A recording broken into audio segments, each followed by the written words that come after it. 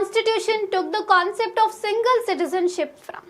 Okay, so single citizenship pe ఇవ్వాలి. So we do have it as one of the feature of the Indian constitution కదా. So single citizenship, USA మనకి dual citizenship allow చేస్తుందండి. So మనకి ఇక్కడ single citizenship కదా అడిగారు. So answer ఏంటండి? UK. Okay, so we have borrowed the concept of single citizenship from the constitution of UK. Clear? In which list of the Indian constitution is the citizenship included? State list, union list, concurrent list, none of the above. Okay, so in which list that the Indian constitution citizenship included? So generally manaki article 11 of the constitution says that, so with respect to citizenship ki సంబంధించినటువంటి ఎలాంటి regulations అయినా తీసుకొచ్చే అధికారం ఎవరికి ఉంది అంటే parliament అని చెప్తారనమాట. ఓకే, సో ఆ ఒక్క ఆర్టికల్ మీకు తెలిసినట్లయితే so then you can mark this answer. So obviously parliament అంటే ఏంటండి? Okay, so it was union list అండి. అండ్ మనకి state list, central list, concurrent list ఉంటాయి కదా. సో ఈవెన్ రెసిడ్యూరీ పవర్స్ కూడా ఉంటాయి. బట్ ఎనీవే, సో ఇలాంటి ఏవైనా కానీ మనం గుర్తుపెట్టుకోవాలి, ఏ ప్రొవిజన్, ఏ సబ్జెక్ట్ ఏ లిస్ట్లోకి వస్తుంది అనే విషయం మనకు తెలియాలన్నమాట. సో ఆన్సర్ ఏంటండి? So citizenship included in the union list. Make sure that you have to note down this. Clear?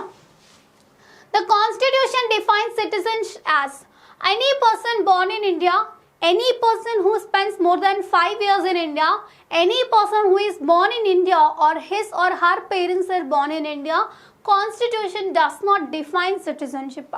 So జనరల్గా మనకి కొన్ని టర్మినాలజీస్ అంటే మనకి సిటిజన్షిప్కి సంబంధించినటువంటి లాస్ అనేవి పార్లమెంట్ పీరియాడికల్గా చేంజ్ చేస్తూ ఉంటుంది తప్ప కాన్స్టిట్యూషన్లో మనకి సిటిజన్షిప్కి సంబంధించినటువంటి డెఫినిషన్ అనేది ప్రాపర్గా లేదు అని చెప్పాలి. ఓకేనా? సో మనకి ఇదే కాదండి, కాన్స్టిట్యూషనే కాదు, even the term called minorities is not been defined. Okay, so federalism nowhere used, ఇలా కొన్ని ఉన్నాయన్నమాట. సో ఓకే, సో ప్రాపర్గా డిఫైన్ చేయలేను అనమాట. సో పీరియాడికల్గా మనకి according to the needs, according to the demand of the government, according to the demand of the people that it is been modifying. Okay, so to the needs of the society అని చెప్పొచ్చు. Okay, right, very important. Indian citizenship can be acquired through which of the following? By descent, by naturalization, by registration, all of the above. Okay, so obviously we have very clearly that discussed ways to get. Okay, so by birth, by registration, by naturalization, by descent. Okay, so through registration, so ila mottham anni process loni kuda manam citizenship తీసుకోవచ్చు కదా. Right, so answer ఏంటండి? All of the above. So given all of the above. Okay, ఇంకా birth ఉంది. Okay, so recent అయిపోయింది, naturalization అయిపోయింది, registration అయిపోయింది. Same మనకి ఇలాంటి క్వశ్చన్స్ కూడా అడుగుతారు. సో పర్సన్స్ విత్ ఇండియన్ ఆరిజిన్కి, ఓకే, సో ఎన్ఆర్ఐస్కి, నాన్ రెసిడెంట్ ఇండియాకి డిఫరెన్స్ మీద క్వశ్చన్స్ కానీ ఇలాంటివి కూడా అడుగుతారు అనమాట. Okay, very important. Okay, so which are the modes for losing Indian citizenship? So not only acquiring citizenship only. So okay, so renunciation, termination, deprivation. So yes, all of the above are the ways. Okay, so modes of the ways for the renunciation, manaki losing Indian citizenship anamata. Okay, right, so renunciation కానీ, so deprivation మోసం చేసినా కానీ, 7 termination లో విధానంలో కానీ, or renunciation వదులుకున్నా కానీ మనకి ఏంటంటే క్యాన్సిల్ అయిపోతుంది అనమాట Indian citizenship. Okay, very important. Which of the following is competent to prescribe conditions as for acquiring citizenship of India? Parliament, state legislature, president, home minister of India. Okay, so part 2 very very important అండి. part 2 మనకి ఏం చెప్తుంది అంటే citizenship గురించి మాట్లాడుతుంది. Okay, so దీంట్లో article 5 నుంచి article 11.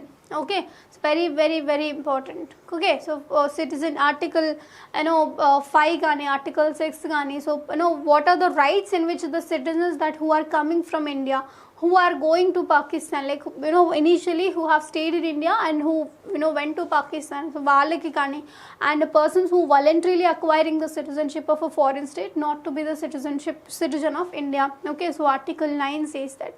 ఇలా ఉంటాయి అన్నమాట. సో ఇలాంటివన్నీ కూడా మనకి పర్టికులర్గా so which article says which thing అనేవి మనకు తెలియాలన్నమాట. Okay, so in that ways very very important. Article 11 says that parliament is a conditional defining authoritative person అని చెప్పేసి మనకి కాన్స్టిట్యూషనే చెప్తుంది అనమాట విత్ రెస్పెక్ట్ టు సిటిజన్షిప్. క్లియరా? Very important. Next dual citizenship is accepted by which country? So easy question అండి. It was USA. Okay, so మనకి state obviously state citizenship ఉంటుంది, సో మళ్ళీ యూఎస్ సిటిజన్షిప్ కూడా మనకి ఉంటుంది అనమాట యూఎస్ వాళ్ళకి. Okay, very important. So for election to the Lok Sabha a nomination paper can be filed by anyone residing in India, a resident of the constituency from which the election is to be contested, any citizen of India whose names appears in the electoral roll of a constituency, any citizen of India. So generally మనకి లోక్ సభకి సంబంధించినటువంటి elections క్రైటీరియాస్కి సంబంధించి కూడా we have discussed అండి. But ఇక్కడ గుర్తుపెట్టుకోండి, సో ఎప్పుడైనా నామినేషన్ ఫైల్ చేయడానికి one of the eligibility criteria ఏంటి అంటే, సో అతని పేరు మనకి ఎలక్టోరల్ ఫామ్స్లో రావాలి. Okay, so in any citizen of India whose name appears in the electoral roll of a constituency can be eligible for the Lok Sabha. Okay, so మనకి age కూడా 25 years ఉండాలి. సో ఇలాంటివన్నీ కూడా మనకి మెన్షన్ చేసుకున్నాం కదా, ఈ should be a citizen of India. So ఇలాంటి ఎడ్యుకేషనల్ క్వాలిఫికేషన్సే ఉండవు కానీ మన కాన్స్టిట్యూషన్లో. సో జనరలైజ్డ్ స్టేట్మెంట్ క్వాలిఫికేషన్స్ అయితే ఖచ్చితంగా ఉంటాయి. Okay, very important. Right, answer ఏంటండి? Any citizen of India whose name appears in the electoral roll of a constituency will be eligible for Lok Sabha nomination చేయడం కోసం అనమాట. Okay, next who is the guardian of the fundamental rights? లెజిస్లేచరా, ఎగ్జిక్యూటివా, పొలిటికల్ పార్టీసా, జ్యుడిషియరియా? Political పార్టీసే మళ్ళీ ఫండమెంటల్ రైట్స్ ప్రొటెక్ట్ చేస్తాయో, ఫండమెంటల్ రైట్స్ వైలేట్ చేస్తున్నాయా? Right, so anyway it was guardian of fundamental rights అని కానీ మీరు ఈజీగా మీకు రెండు ఆలోచన లేకుండా you can mark the answer judiciary, సింపుల్గా అనమాట. Because under article 32 and article 226, okay, so it was having wider protectional rights also for the thing అనమాట. Even protectorate of the Indian fundamental rights అని ఏముంటారంటే, సో సుప్రీం కోర్ట్ కూడా చెప్తూ ఉంటారనమాట. It's very, very important. Judiciary do have certain provisions with respect to the safeguarding of fundamental rights for every citizen. Clear? Very important. Under which article of the Constitution of India can the fundamental rights of the members of the armed forces be specifically restricted? Article 19, Article 25, Article 21, Article 33. Article 19 ఏం చెప్తుంది? So we do have certain 6 fundamental freedoms ఉంది కదా, that comes under Article 19. Article 25 ఏంటి అంటే, okay, so freedom of profession అంటే, so right, freedom of religion. Okay, so దాని గురించి మనకి ఆర్టికల్ 25 చెప్తుంది. ఆర్టికల్ 21 ఏం చెప్తుంది? Right to life and personal Liberty. Okay, so ఇక్కడ ఆర్టికల్ 33 మనకి ఏం చెప్తుంది అంటే, సో మిలిటరీ పర్సన్స్కి సంబంధించినటువంటి కొన్ని ఆర్మ్డ్ ఫోర్సెస్కి సంబంధించి కొన్ని స్పెషల్ రెస్ట్రిక్షన్ ఎలిమెంట్స్ గురించి మాట్లాడుతున్నటువంటి ఆర్టికల్ ఏంటి అంటే ఆర్టికల్ 33 అండి. Okay, so under article 33 of the constitution of India fundamental rights of the members of the armed forces specifically restricted. Okay na? Right. So which fundamental right was described by Dr. B.R. Ambedkar as the heart and soul of the constitution? So generally మనకి ఈ question చాలా సార్లు రిపిటేటివ్గా వస్తుంది, మీరు observe చేస్తే previous year question papers and all కదా. So ఇక్కడ మనకి కాన్సెప్ట్ తెలియాలి, ఎందుకు అది కాన్స్టిట్యూషనల్ హార్ట్ అండ్ సోల్ అని చెప్తున్నారు. సో బికాస్ ఫండమెంటల్ రైట్స్ మనకి అన్ని ఎలాబొరేటివ్గా ఇచ్చినప్పటికీ, ఓకే, ఆర్టికల్ 12 నుంచి ఆర్టికల్ 35 వరకు మనకి ఫండమెంటల్ రైట్స్ ఉన్నాయి. Okay, so very, very important. అయితే మనకి ఈ ఫండమెంటల్ రైట్స్లో సో ఈ 6 ఫండమెంటల్ రైట్స్ ఏవైతే ఉన్నాయో, రైట్, సో అవి ఎప్పుడైతే మనకి సేఫ్ గార్డ్ అవ్వవు, రైట్, సో ఎప్పుడైతే ఇవి మనం పూర్తిగా ఉపయోగించుకోలేని పరిస్థితి నెలకొనిందో ఆ ఫండమెంటల్ రైట్స్ మనకి ఉన్నా లేకున్నా పెద్ద ప్రయోజనం ఉండదు, అంతే కదా. రైట్, ఇప్పుడు నేను మీకు ఒక చాక్లెట్ ఇచ్చి ఆ చాక్లెట్ ఊరికే చూస్తూ కూర్చోవాలి, అసలు తిననే కూడదు అని ఒక కండిషన్ పెట్టాననుకోండి, ఆ చాక్లెట్ మీకు ఇచ్చిన ప్రయోజనం ఏమైనా ఉందా? లేదు కదా. రైట్, సో అలాగా ఫండమెంటల్ రైట్స్ ఏవైతే మనకి మన కాన్స్టిట్యూషన్ మనకి ఒక హక్కుగా ఇచ్చిందో ఆ హక్కులని ఎటువంటి ఆటంకం లేకుండా, సో ఎటువంటి భంగం కూడా వాటిల్లకుండా వాటిని కాపాడుకోవడం కూడా మనకి వన్ ఆఫ్ ద ఫండమెంటల్ రైట్గా మనకి ఇచ్చింది. కాబట్టి అంత ఇంపార్టెన్స్ ఉండేటటువంటి ఆర్టికల్ 32 కాబట్టి సో దాన్ని మనకి heart and soul of the Indian constitution అని కూడా చెప్తూ ఉంటారు మరి. So the objective behind it అది మనకు తెలుసుకోవాలన్నమాట, అర్థమవుతుందా? Very, very important. So answer ఏంటండి అంటే right to constitutional remedies was considered as a heart and soul of the Indian constitution. Make sure that you have to note down this. Okay, so which of the following was formerly a fundamental right and now it is only a legal right. So sweet కదా. So అందరు ఈజీగా answer చేస్తారు. Okay, so answer ఏంటండి? So it was right to property. Okay, so right to property. So it was been deleted అండి. So article 31లో ఉండేది. So now it was been cancel and article 300 clause 8 now it became a legal right. ఓకేనా? Right. The authority to issue writs for the enforcement of fundamental rights rests with whom? So all the courts of Indiana, Parliament, Supreme Court, President of Indiana. So the authority to issue writs. So writs issue చేసే అధికారం ఎవరికి ఉంది అని చెప్పేసి మనకి చెప్తున్నారండి. So very very important అండి. Supreme court fundamental rights violate అయితే, ఓకే, సో 5 writs ఉన్నాయి కదా, హైబియస్ కార్పస్, ఓకే, సో మ్యాండమస్ కానీ, సెరిస్టరీ, ప్రోహిబిషన్, కోవారెంట్. సో ఈ 5 writs కూడా మనకి ఇష్యూ చేసేటటువంటి పూర్తి అధికారం కలిగినటువంటి, హక్కు కలిగినటువంటి అథారిటేరియన్ పర్సన్ ఎవరు అంటే సుప్రీం కోర్ట్. ఓకే, గుర్తుపెట్టుకోండి. Fundamental rights can be suspended by parliament, president, supreme court, president in consultation with the Supreme Court of Indiana. So definitely fundamental rights can be suspended. Supreme Court ane thought e ravadu meeku. Asalu Supreme Court is the one who will never support fundamental rights violation anamata. Okay, right. So ikkada president andi, so parliament president, so emergency lo kada, so emergency period lo, okay, that means article 352 work అవుతున్నప్పుడు, ఇంప్లిమెంటేషన్లో ఉన్నప్పుడు fundamental rights will be suspended. Okay, so very very important. So fundamental rights suspend అయిపోతాయి కదా. So in that sense, okay, so మనకి president can, కానీ మరి emergency impose చేసేది ఎవరు? ప్రెసిడెంట్ కదా. So obviously, so in that way anyway president, okay, so cabinet approval మనకి ఖచ్చితంగా ఇన్ రిటర్న్ ఇవ్వాలి, బట్ అదంతా okay. But anyway, so who is the authoritarian person to suspend fundamental rights అంటే you can mark the answer president. Okay, so which fundamental right can be said to be specially applicable to children? Right to education up to 14 years of age, right against employment up to 14 years of age, right to be educated in the mother tongue in the primary education, right against employment in dangerous occupations. Very important andi.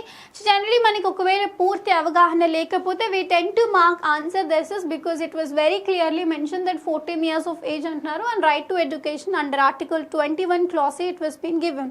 But specifically manaki children kosame manaki one of the article that it was been exclusively mentioned, that is article 23 and article 24, right against exploitation అని చెప్పి మనకి ఉంటుందండి fundamental right.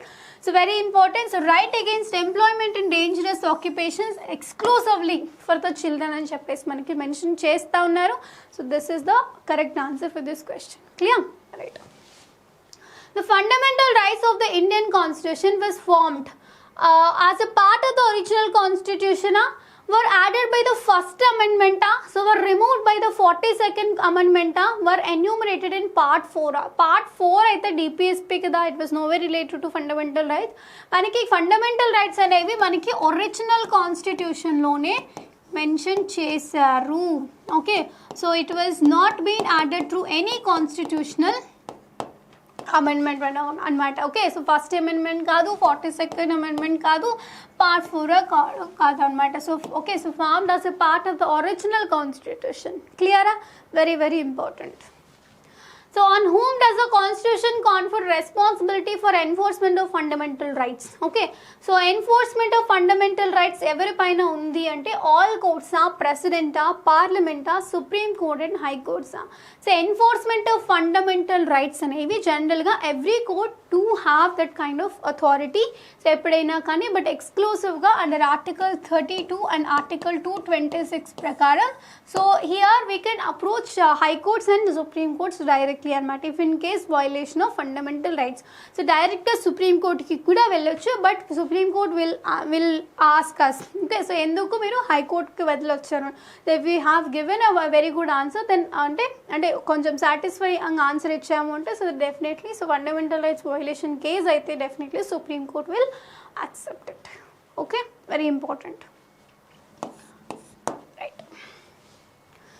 which fundamental right cannot be suspended even during an emergency under Article 352 of the Constitution. ఎమర్జెన్సీలో ఉన్నప్పుడు fundamental rights violate అవుతూ ఉంటాయి కదా, so fundamental rights అనేవి సస్పెండ్ అవుతూ ఉంటాయి కదా, సో వైలేట్ కాదు సస్పెండ్ అవుతాయి. ఓకే, మరి ఏ ఆర్టికల్కి దీనికి ఎగ్జంప్షన్ ఉంది అని అంటే, ఓకే, సో రైట్ టు ఈక్వాలిటీయా, right to freedom of speech and ఎక్స్ప్రెషనా, రైట్ టు లైఫా, right to constitutional రెమెడీసా.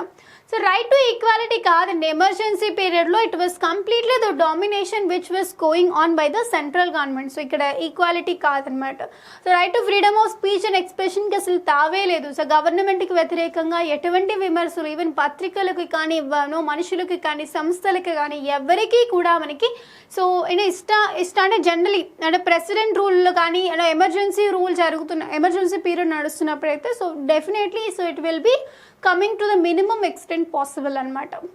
Okay, so right to life emergency implement చేసిన తర్వాత ఓకే, సో డెఫినెట్లీ మనకి రైట్ టు లైఫ్ అనేది దానికి ఎగ్జంప్షన్ అనేది డెఫినెట్గా ఉంది అనే విషయం గుర్తుపెట్టుకోండి. Okay, so right to life అనేది so it was been given some exception so even during the period of emergency which is going on. Okay, అంతే కదా, ఎమర్జెన్సీ ఇంప్లిమెంట్ చేసినంత మాత్రాన so they can not kill people కదా to the will in which they wanted for కదా, rights. అందువల్ల so this is given for exemption అనమాట. Clear, very very important. Next, which one of the following sets of articles in part 3 of the Indian Constitution emphasizes its secular character? So article 8 to 11, okay, so article 8 to 11 అనేది citizenship గురించి మనకు ఉంటుంది. article 25 to 28, okay, so obviously it is related to right to freedom of religion. article 45 to 48 ఏముందంటే so generally మనకి directive principles of state policy. article 14 to article 19 right to equality, but they are asking about okay, so secular character గురించి ఏం మాట్లాడుతుంది అంటే so obviously this is the thing అనమాట. Okay, so article 25 to 28, okay, so religion గురించినటువంటి important articles అనేవి మనకి mention చేశారు. And obviously religious న్యూట్రాలిటీని కానీ రిలీజియస్ ఈక్వాలిటీని కానీ ఏ విధంగా చూపిస్తుందో కూడా చెప్పేటటువంటి ఆర్టికల్స్ మనకి ఇవి కాబట్టి so it is promoting a secular charactership of the Indian constitution కాబట్టి so it is the correct answer అనమాట. Okay, under the provision of which article of the Constitution did the Government of India introduce Bharat Ratna and Padma Shri awards? Okay, article 14, article 18, article 25, article 31. Under the provision of which article of the Constitution did the Government of India introduce Bharat Ratna and Padma Shri awards? Okay, so article 25 జనరల్గా మనకి religious article 31 right to property కదా, so article 14 అనేది right to equality and article 18 ఏంటి అంటే abolition of titles కదా. So very very important అండి. And article 14 మనకి right to equality, so మనకి అబాలిషన్ ఆఫ్ టైటిల్స్కి సంబంధించి కూడా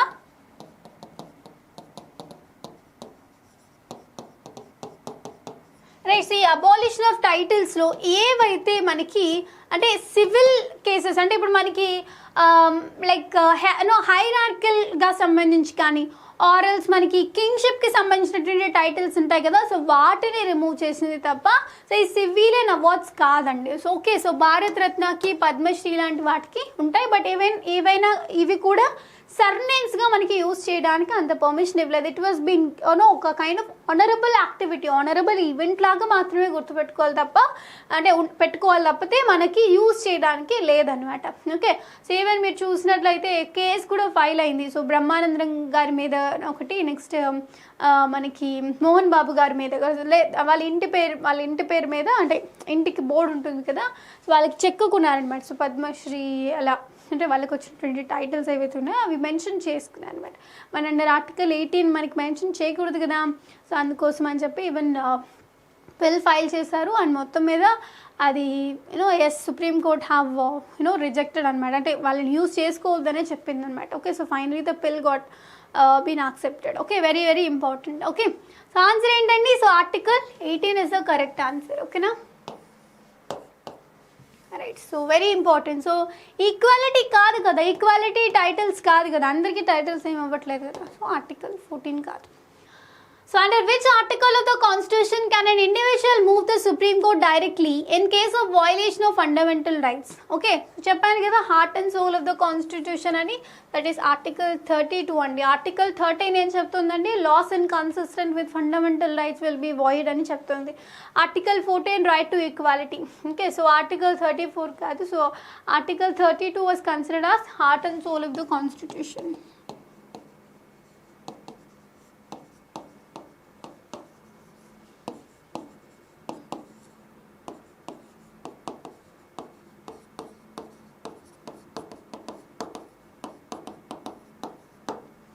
ఓకేనా?